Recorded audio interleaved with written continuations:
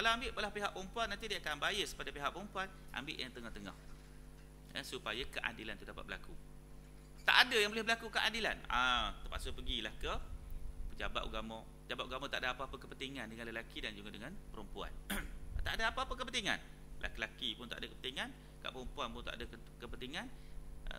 Dan pergilah kepada jawatan kuasa pendamai untuk mendamaikan ataupun menyelamatkan rumah tangga itu. Jangan salah pilih saksi. Salah pilih saksi habis kita. Bahaya. Salah pilih saksi ni bahaya. Apatah lagi saksi-saksi yang kita pilih tu, dia pun tak takut dengan ancaman-ancaman daripada Allah Subhanahu Wa Taala. Dalam kes-kes jenayah berat, kes yang dikatakan berat dalam Islam, iaitu kes menuduh seseorang itu melakukan penzinaan ataupun qazaf. Ini kes yang sangat berat. Kena datangkan 4 orang saksi yang adil. Kalau tak boleh datang 4 orang saksi, 2 orang yang nampak. Pak Haji dengan Mak Haji mari nak pergi sembahyang subuh, tengok ada orang berlaku maksiat dalam kenderaan dan sebagainya, nampak terang itu berlakunya penzinaan. Tapi Pak Haji dengan Mak Haji je, tak ada orang lain. Maka hendaklah dia diam. Tak boleh dia bawa ke hadapan. Yang boleh dia buat, dia pergi nasihat orang tu je. Tapi untuk bawa untuk dibicarakan ataupun diadukan kepada mahkamah, tak boleh. Islam sampai begitu sekali. Sebab apa? Orang tu tak buat dosa ke? Dosa. Tetapi nak menghukum dalam hukum syariah, dia perlu 4 orang saksi. Maka terpikul atau tanggungjawab orang melihat itu menasihati. Tugas dia pergi nasihatlah. Dosa buat macam ni dosa dan sebagainya. Ya. Kalau dia nak bawa kes penghakiman, maka dia boleh dikenakan dengan 80 sebatan. Kalau dia tidak boleh mendatangkan 4 orang saksi. Maknanya apa tuan-tuan sekalian? Tuan-tuan jangan keliru kat sini. Islam bukan melepaskan seseorang yang dituduh itu, tapi Islam menuntut orang itu mempunyai tanggungjawab lain, iaitu menasihati dia, dakwah pada dia, suruh dia kembali pada Islam, kepada ajaran yang betul dan bertaubat atas kesalahan dia. Hukuman itu dia dengan Tuhan. Sebab itu hak Allah. Tengok sampai begitu sekali keadilan. Tapi bila orang tak faham, dia tidak faham kes ini, dia kata Islam melepaskan orang yang melakukan kesalahan zina. Bukan Islam melepaskan. Kesalahan zina itu kesalahan peribadi. Dia tu kena taubat, dia tu kena minta ampun dengan Allah Subhanahu Wa Taala.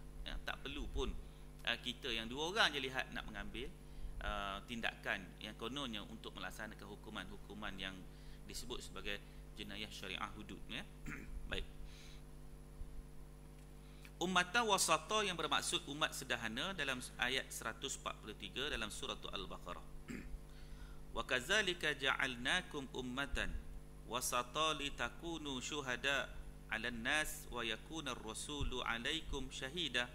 Dan demikianlah pula kami, yakni Allah, telah menjadikan kamu umat Islam, umat yang adil dan pilihan, agar kamu menjadi saksi atas perbuatan manusia, dan agar Rasul, yakni Nabi Muhammad sallallahu alaihi wasallam, menjadi saksi atas perbuatan kamu.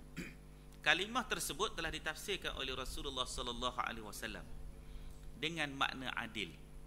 Hadis tersebut diriwayatkan oleh Imam Ahmad dan Imam Bukhari. Perkataan lain yang membawa makna yang hampir sama dengan kalimah wasat ialah al-adlu ataupun keadilan, al-tawazun yakni keseimbangan, dan al-wasat yakni pertengahan. Maksud adil pada hakikatnya ialah mengambil sikap berkecuali atau pertengahan antara 2 pihak yang bertelingkah atau bertentangan. Adil juga bermaksud tidak condong kepada satu daripada 2 pihak yang bertelingkah tersebut. Baik, berdasar pada ayat yang telah kita bacakan tadi, Nabi SAW menafsirkan yang dimaksudkan dengan kalimah keadilan itu, berlaku adil itu, iaitulah yang disebut dengan 4 kalimat, iaitu al-wasat, pertengahan, al-adil, iaitu yang disebut tentang berlakunya tidak cenderung kepada mana-mana pihak, dan kemudian tawazun, seimbang. Ya. Sebab tu dalam dunia barat pun dia letak gambar dacing. Kat mahkamah dia letak gambar dacing, adil. Dacing di barat tu, di mahkamah ada gambar dacing, iaitu keadilan. Ya. Dan juga al-wasat, pertengahan. Pertengahan juga maknanya di antara 2, di antara tidak terlalu melampau dan juga tidak terlalu longgar. Islam datang macam tu kan? Islam datang bersifat pertengahan. Islam ni melampau ke? Tak melampau. Dia tak suruh kita semayang sampai 50 waktu. Walaupun di peringkat awalnya Allah Ta'ala memerintahkan Nabi SAW semayang 50 waktu. Kemudian 5 waktu je. 5 kali je semayang sehari. Setengah jam yang lebih kurang. Kita congok-congok setengah jam. Buktinya senang. Kadang-kadang tuan-tuan mari masjid, ada jam kan kat masjid tu, dia kata blinking 2 minit lagi nak azan. Cuba tuan-tuan duduk tengok, ada orang masuk 2 minit lagi nak azan, sempat lagi dia semayang tahiyatul masjid tu. Maknanya kalau 4 rakaat lebih kurang 4 minit je lah. Ambil lah 5 minit 5 minit, 5 kali 5 25 minit, setengah jam lah. Daripada 24 jam kita semayang setengah jam, mana ada melampau. Itu pun orang tak nak buat lagi. Setengah jam je daripada 24 jam tu, setengah jam, mana ada melampau. Dalam bab kita berpuasa ada 12 bulan. Tuhan suruh kita puasa 1 bulan je. 1 bulan je. Bukannya 12 bulan puasa, 1 bulan tak puasa, tak. 1 bulan je. Mana ada melampau. Dalam ibadat mana ada melampau. Dalam kita membayar zakat, kita hanya bayar zakat fitrah RM7, RM8 je. Dan juga bagi mereka yang ada zakat pendapatan, zakat perniagaan, bayar 2.5% je. Sikitnya 2.5%. Mahal GST lagi 6%. Bila Tuhan buat undang-undang, keadilan. Bila manusia buat undang-undang, dia jadi melampau. Nampak? Sikit je. GST hari-hari duk bayar. Zakat fitrah ni setahun cukup haul sampai tempoh dia baru bayar. Tuhan tak suruh kita bayar 25%. Biasanya penasihat yang sapu. Tapi Tuhan ambil 2.5% je. Sikit je. Sikit sangat. Tidak melampau. Dalam kita menunaikan haji, sekali je seumur hidup. Itu pun bagi yang mampu. Tak mampu tak payah pergi. Maknanya dalam kita melakukan pengibadatan pada Allah Subhanahu Wa Taala, tidak ada satu bersifat melampau. Kalau berlakulah melampau, seperti mana Syiah, dia melampau, dia berlaku ibadat, dia pukul badan dia. Tuan-tuan tahu tak, dalam sambutan mereka melakukan perayaan dengan memukul badan dan memukul ataupun mengambil pedang letak ke atas kepala anak mereka, terdapat kes-kes kematian. Kes-kes kematian dan juga kes-kes cacat kekal. Kes-kes cacat kekal. Islam tak suruh kita begitu. Semalam saya tengok satu YouTube di India, satu golongan kumpulan Syiah. Mereka letak bara api, lepas tu dia letak sejadah, dan tu dia semayang atas bara api tu. Islam tak suruh kita begitu. Letak bara api, bentang sejadah, semayang atas sejadah atas bara api. Islam tak suruh begitu. Kita semayang dalam aircon lagi, sejuk lagi. Tak disuruh kita. Jadi tuan-tuan sekalian, nampak Islam tu tidak bersifat dengan sifat yang melampau dalam kita melakukan pengabdian pada Allah Subhanahu Wa Taala. Tak ada melampau. Mana ada melampau? Sebab tu Islam tu datang dengan sifat yang dipanggil sebagai berada di sifat pertengahan. Puasa pula tuan, kita puasa, kita ambil contoh puasa, disuruh takhirkan sahur. Takhirkan paling akhir, sampai peringkat kalau kita makan, masuk makanan dalam mulut, tengah duk kunyah tu, tiba-tiba berlakulah azan. Disuruh kita telan, bukan disuruh kita buang. Sampai begitu sekali. Yang disuruh kita lepaskan yang di tangan kita je, yang dalam mulut tu telan. Sampai begitu sekali. Ada kuliah muslimat saya tanya, ustaz, telan-telan tu sangkut lah pula. Nak buat apa? Minumlah air. Takkan nak kena bagi tahu. Puasa tu bagaimana? Puasa tu sah sebab sangkut mudarat. Tapi ustaz, saya rasa tak selesa. Tak selesa, gantilah balik. Apa susah-susah sangat Islam? Tak ada masalah. Dah tersangkut, saya takkan tak nak minum air. Minumlah, tapi minum sampai lepas ya. Jangan minum satu gelas. Minum sampai lepas tu. Hari tu kena puasa, hari tu kena puasa. Kena puasa. Kena puasa. Sah puasa tu pun. Tapi kalau rasa ustaz, saya rasa tak selesa lah, tak apalah, nanti gantilah. Senang je. Islam ni bukan payah-payah kan. Tak ada susah. Mana ada dalam ibadat susah. Tapi kenapa kita jadi susah? Sebab nafsu yang menguasai kita. Itu yang jadi susah. Kenapa kita jadi susah? Sebab syaitan duk ganggu kita. Kenapa jadi susah? Kita kawan dengan orang-orang yang tak cinta kepada Allah. Kenapa jadi susah? Dunia duk hambat kita. Jadi itu yang menyebabkan kita payah nak melakukan ketaatan pada Allah Subhanahu Wa Taala. Baik, dia kata di sini bahawa hakikat keadilan ialah mengambil sikap berkecuali. Berkecuali maknanya bukan tak buat apa-apa. Berkecuali iaitu bercakap sesuatu yang sepatutnya. Yang tak sepatutnya jangan bercakap. Jangan tokok tambah.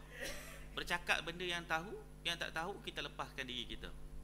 Bila kita jadi saksi, kita ditanya, awak nampak tak si Fulan, si Fulan pergi situ? Kalau nampak kita tak nampak, tak nampak atau tak nampak. Selesai. Maknanya jangan kita duk buat andaian, jangan kita duk buat sesuatu yang menyebabkan kata-kata kita itu adalah kata-kata yang tidak benar. Kita kena berkecuali, maknanya berkecuali daripada melakukan kezaliman. Tak tahu cakap tak tahu. Tahu cakap tahu. Selesai masalah. Jangan tukar tambah. Jangan ada andaian-andaian. Jangan ada sangkaan-sangkaan. Bahkan sangkaan itu dilarang di dalam Islam kan. Bahkan banyak hadis yang melarang kita mempunyai sangkaan. Jangan kamu menyangka sesuatu itu dengan keadaan kamu sangka baik, sangka buruk kepada sesuatu yang kamu tidak tahu. Benda tak tahu, buat tak tahu. Jangan duk sangka-sangka. Selepas. Jangan duk, orang putih kata apa? Always ask, don't assume. Sentiasalah bertanya, jangan buat andaian. Kita tengok orang tu kaya, kita kata ini mesti merompak. Kita kata orang tu kaya, ini mesti rasuah. Kita tak nampak, kita duduk diam. Kita tak tahu. Mungkin dia dapat pusaka, mungkin dia dapat apa benda kita tak tahu. Jadi kita lepaskan diri daripada sangkaan-sangkaan. Kalau ada banyak sangkaan buruk, maka tak layak bagi dia menjadi saksi.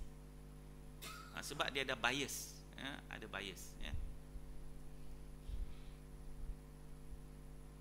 Baik, dia katakan bahawa kalimah dalam perkataan lain, at-tawazun ataupun al-muwazanah memberi maksud keseimbangan. Kalimah seimbang ini bermaksud memberikan setiap pihak hak mereka secara sama rata, tanpa berlebihan atau berkurangan, sebagaimana firman Allah, qala awsatuhum alam aqul lakum laula tusabbihun. Berkatalah seorang yang paling bersederhana berada di antara tengah ataupun berkecuali di antara mereka, bukankah aku telah mengatakan bahawa kepada kamu hendaklah kamu bertasbih kepada Tuhanmu. Surah Qalam ayat yang ke-28.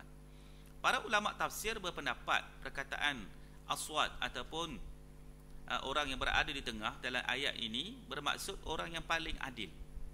Imam Ar-Razi menegaskan dengan katanya, suatu yang paling adil ialah yang berada pada tepat di tengah-tengah. Ini kerana hukumnya berada seimbang antara semua sudut.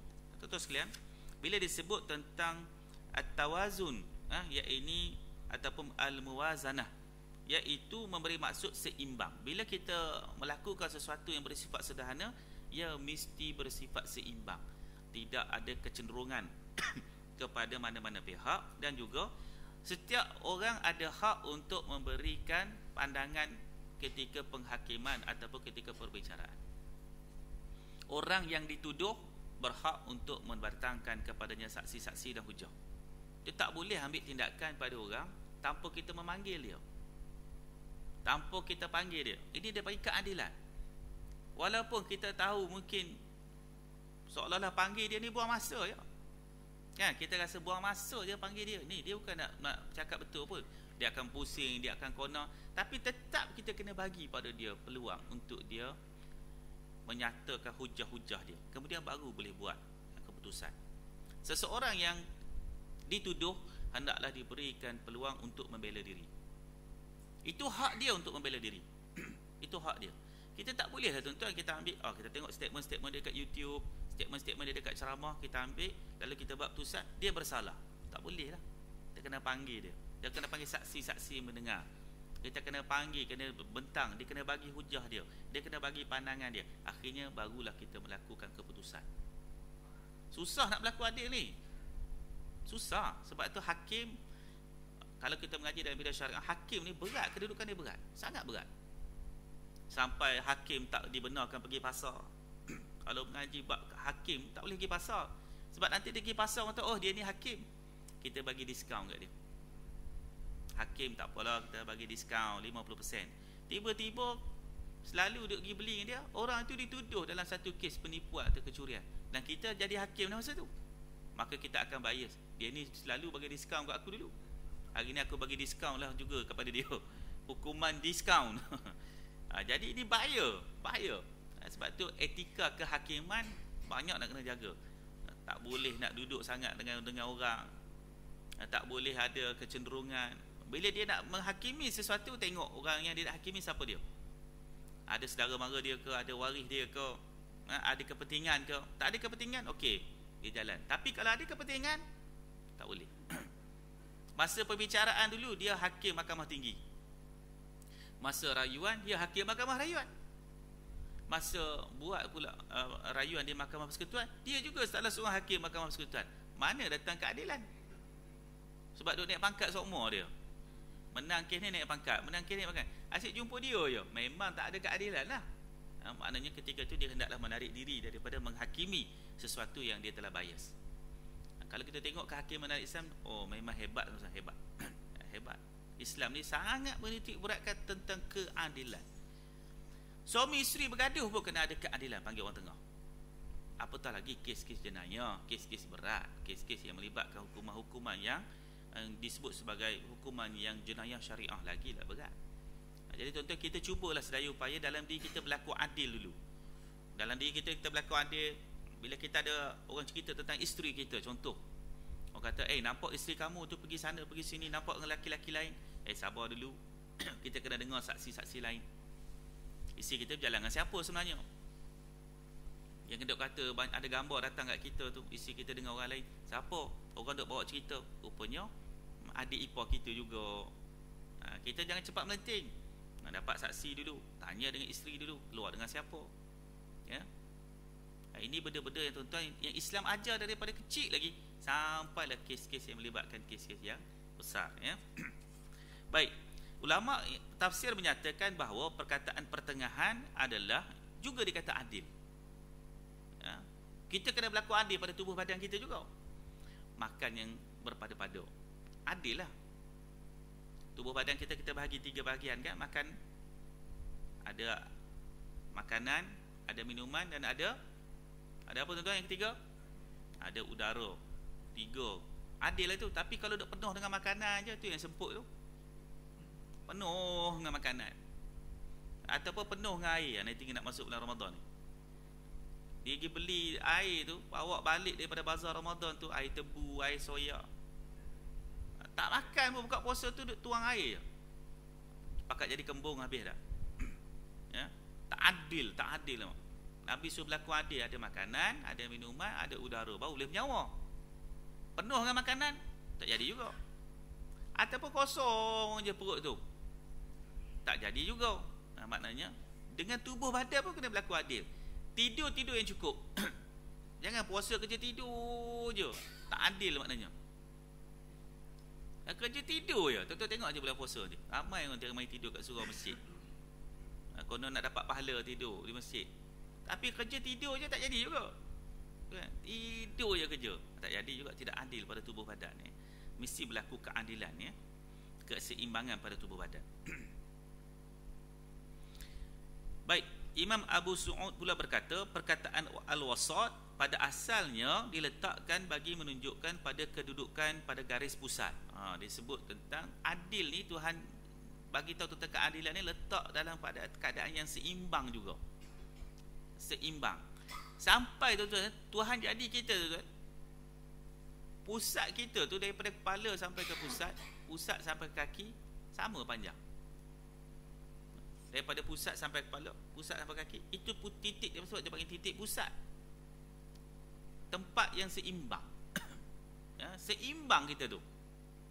Tuhan jadi kita pun macam tu sekali keadaannya. Maknanya cerita tentang keseimbangan.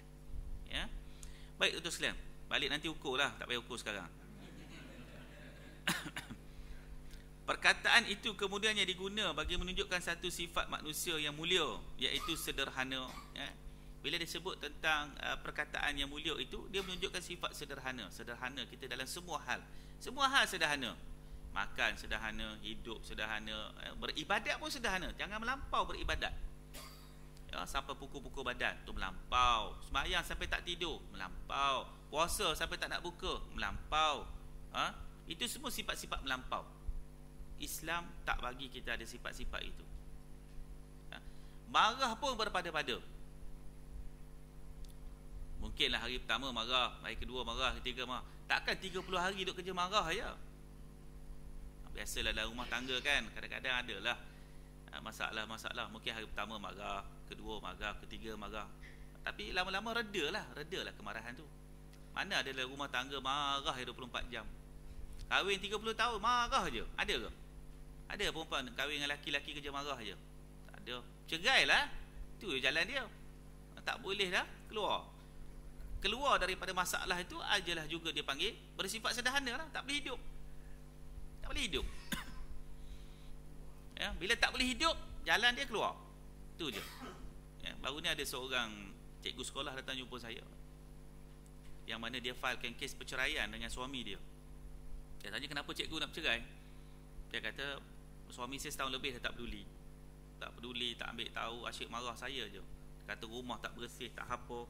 Ya, saya ada anak dua, umur 7 tahun dengan 4 tahun. Tak silap saya, begitulah dia sebut. Muda lagi.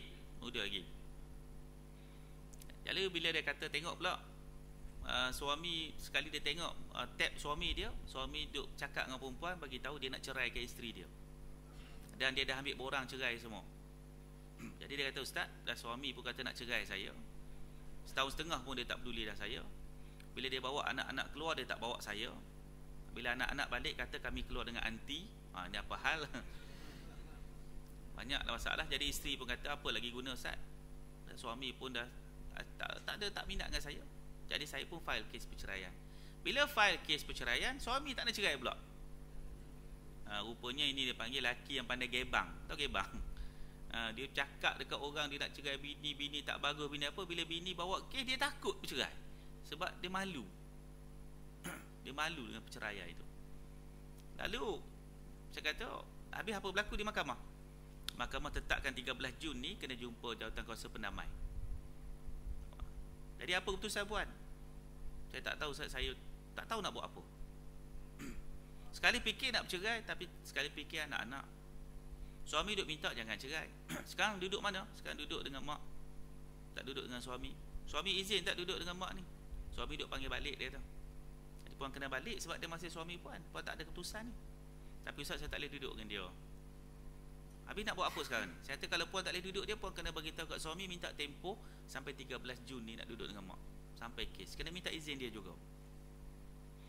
Lalu dia kata, saya tak tahu nak buat keputusan macam mana. Saya kata, puan, suami semayang ke tak semayang? Ni soalan saya tanya dulu. Kadang-kadang dia balik ke 7 ustaz, dia tidur kat kursi tu sampailah habis syak. Kadang-kadang dia balik ke 12 malam, ke 3 pagi, subuh pun dia tak semayang. Kata, puan pilih laki macam mana ni? Apa pilih laki macam ni?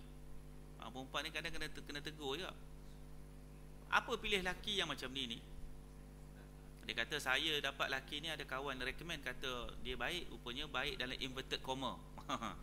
Bukan baik di sudut agama. Habis sekarang puan nak buat apa?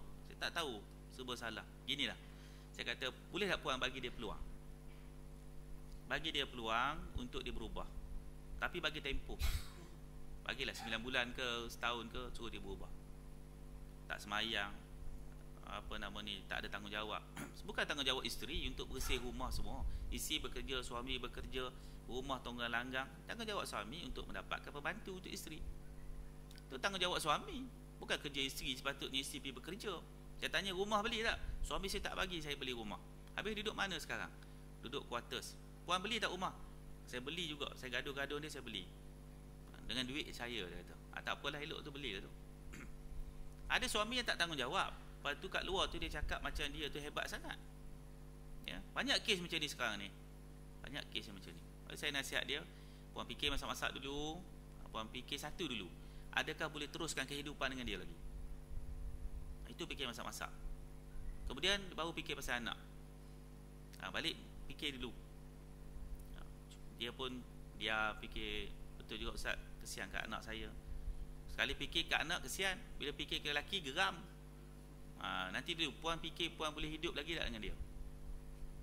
Balik fikir 13 Jun ni datang, pergi mahkamah, pergi jumpa ke Jawatankuasa Pendamai. Saya selalu nasihat pada kes-kes yang perempuan datang ke saya ni, saya kata bagi peluang tapi dengan tempoh. Jangan bagi peluang je lepas macam tu, macam lepas mata kail, tak tahu panjang mana dia punya tali, tak tangsi. Bagi tempoh, setahun awak berubah benda-benda buruk ni. awak kena semayang, awak kena berubah. Tengok setahun. Kalau setahun ni awak berubah, saya pun ubah, kita teruskan perkahwinan. Kalau setahun ni tak berubah, maka nampaknya jalannya adalah berpisah lah. Itulah jalan dia. Jangan bagi tempoh, bagi peluang tak ada tempoh. Kena ada tempoh supaya kita boleh buat ukuran. Ya, kadang-kadang banyak kat kes-kes penganiayaan pada orang perempuan, kes macam ni lah. Kes-kes penganiayaan. Laki-laki ni bila umur 30 lebih masuk 40 ni, dia mata dia cepat sikit tengok benda lain.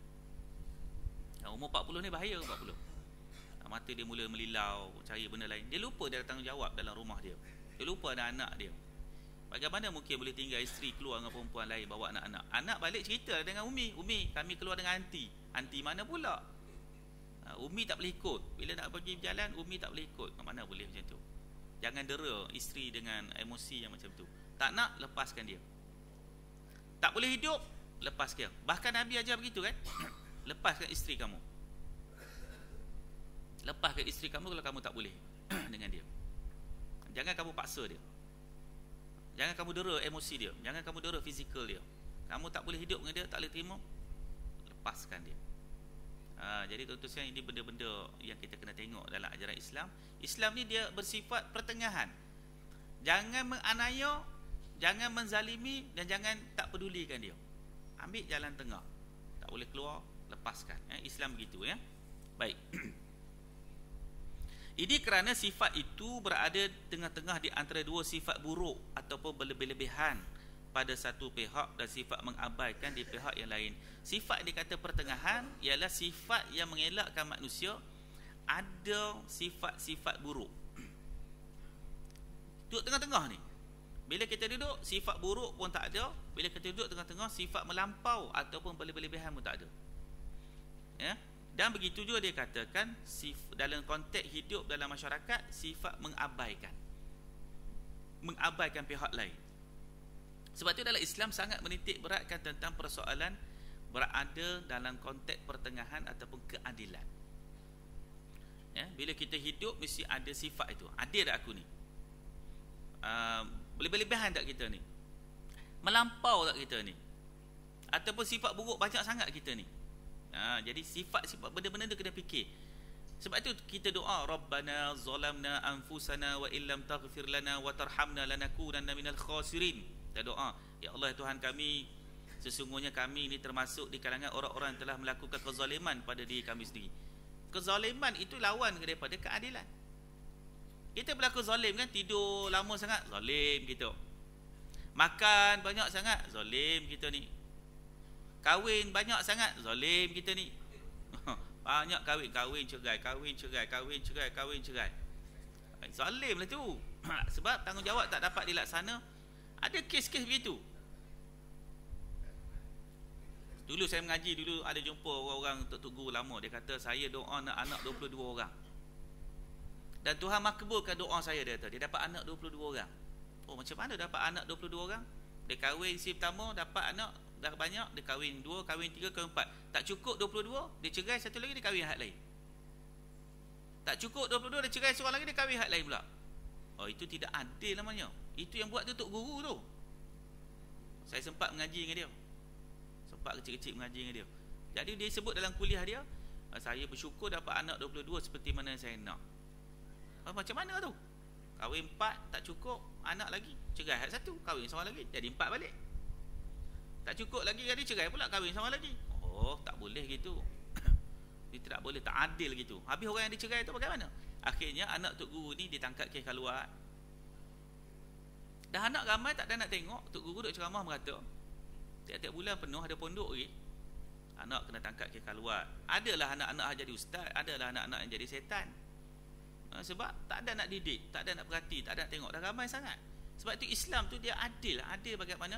Perkahwinan itu ada keadilan dalam rumah tangga, ada keadilan dengan anak-anak. Semua itu bersifat pertengahan. Ya. Dilarang pada kita sampai 4 je, lebih pada itu tak ada. Ya, tak ada, tak dibagi lagi. Siapa yang buat lebih pada itu dia panggil melampau. Dia panggil melampau.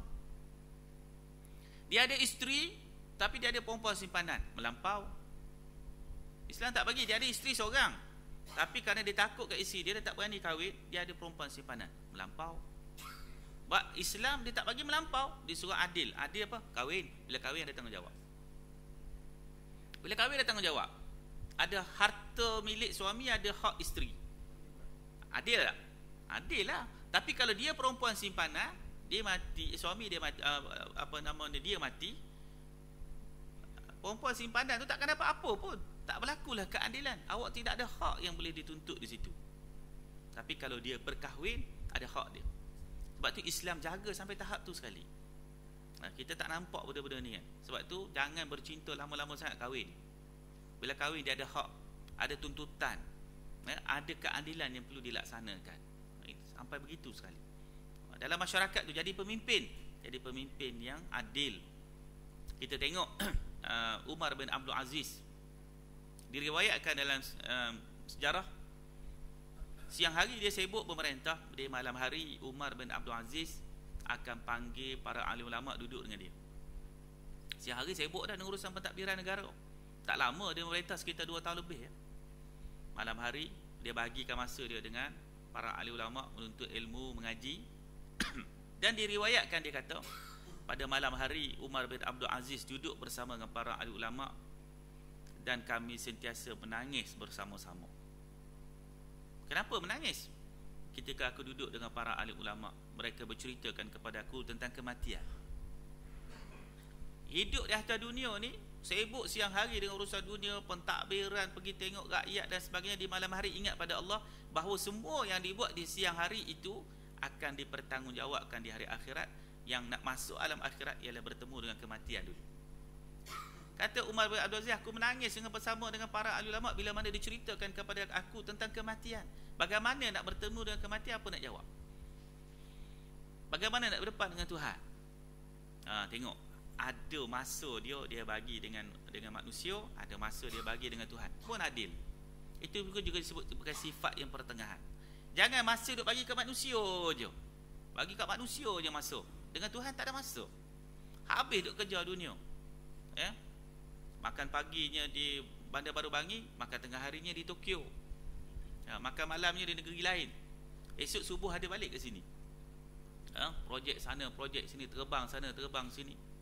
Tak ada masa dengan Tuhan, letih. Maka ini orang yang tidak adil dengan diri dia. Dia ambil nikmat Tuhan, wa in ta'uddu ni'matallahi la tahsuha innallaha laghafurur rahim. Tuhan kata, kalaulah kamu hitung nikmat yang aku berikan kepada kamu, nescaya kamu tidak akan dapat menghitungnya. Sesungguhnya Allah Ta'ala itu Maha Pengampun lagi Maha Mengasihani. Kalau kita nak berkira dengan nikmat Tuhan, tak boleh kita nak kira. Mana nak berkira? Nikmat mata boleh melihat saja. Cuba tuan-tuan bagi tahu, kalau nikmat ni Tuhan tarik satu, warga-warga emas yang kena katarak itu macam mana? Dah hilang penglihatan sekejap, susah dah. Hilang pendengaran, cakap kuat. Sebab hilang pendengaran, cakap kuat lah. Padahal kita kata awak kuat nak bercakap, dia kata dia cakap perlahan sebab pendengaran hilang. Nikmat tu Tuhan tarik sikit je. Pagi tadi bangun, boleh bangun kita pagi tadi, boleh buka mata, satu nikmat. Pagi tadi boleh buka mata, satu nikmat. Mata boleh berkedip, satu nikmat. Boleh mendengar, satu nikmat. Boleh bergerak. Cuba bangun pagi tadi, boleh buka mata, boleh mendengar, tak boleh bergerak, kena stroke dah. Macam mana kita tuan-tuan? Hari ni kita bersyukur dapat berjalan, boleh datang solat berjemaah, dapat duduk dalam majlis ilmu. Satu nikmat. Kalau kita duduk hitung sampai sekarang ni pun banyak nikmat. Tuhan bagi kita mendengar, Tuhan bagi kita berfikir, Tuhan bagi kita boleh duduk, Tuhan bagi kita boleh berjalan, Tuhan bagi kita mata yang berkedip, Tuhan bagi kita dalam mulut kita ni ada air liur, tak kering mulut kita tu. Satu nikmat yang besar. Kalau kita kira, kita hitung nikmat, maka Tuhan minta sikit ya. Tuhan minta sikit ya. Apa dia? Jadilah kamu hamba-hamba Allah yang bersyukur. Tu ya Tuhan minta kita. Tuhan tak minta banyak. Tak ada Tuhan minta banyak dengan kita. Mana ada? Tapi kita ni manusia, kita berlaku tidak adil pada diri kita. Tuhan bagi nikmat, Tuhan bagi macam-macam, kita lupa kat Tuhan. Kita terlupa tentang nikmat Tuhan. Sebab itu Ibn Qayyim Al-Jauzi menyatakan bahawa manusia melakukan pembaziran. Apakah pembaziran dilakukan oleh manusia? Pembaziran dilakukan oleh manusia ialah membazir masa, membazir nikmat kesihatan, membazir kekayaan yang Tuhan bagi diguna pada tempat yang salah, membazir penglihatan yang Tuhan bagi tidak melihat ayat-ayat Allah, membazir pendengaran tidak mendengar peringatan-peringatan Allah, Membazir hati yang tidak cenderung kepada Allah. Banyak yang membazir kita ni. Rupanya banyaknya pembaziran kita lakukan. Tuhan bagi umur yang panjang, membazir lagi, duk sibuk tengok TV lagi, ya, duk berebut remote Astro dengan cucu lagi.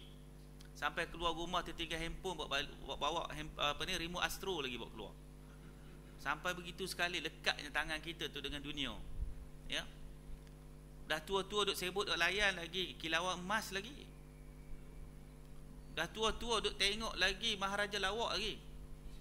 Kadang-kadang saya balik kuliah singgah nak minum di kedai, tengok orang tua-tua duk tengok Maharaja Lawak, gelak ketawa boleh bilang, gigi dia boleh kita bilang dah. Punya luahnya dia buka mulutnya ketawa. Kata orang tua ni tak sedar diri nak bertemu dengan Tuhan, duk seronok apanya. Duk seronok apanya. Bayangkan tengah duk gelak ketawa tu kena heart attack. Bayangkan tengok manusia ni, bila Tuhan bagi nikmat umur yang panjang, tak digunakan pada tempat yang sepatutnya. Maka kata Ibnu Qayyim Al-Jauzi, inilah manusia yang membazir.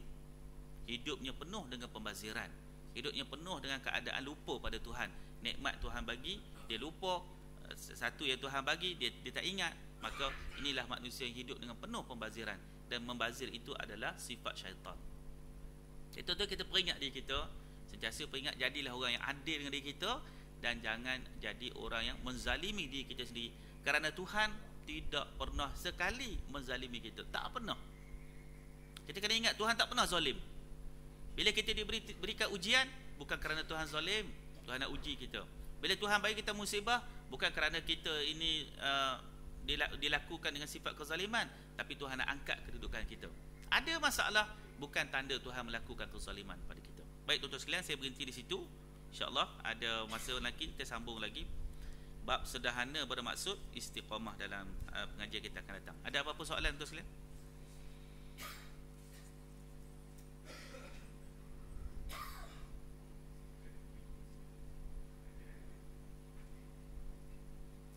Tak ada? InsyaAllah kita bertemu dalam kuliah akan datang. Wabillahi taufiq wa hidayah. Assalamualaikum warahmatullahi wabarakatuh.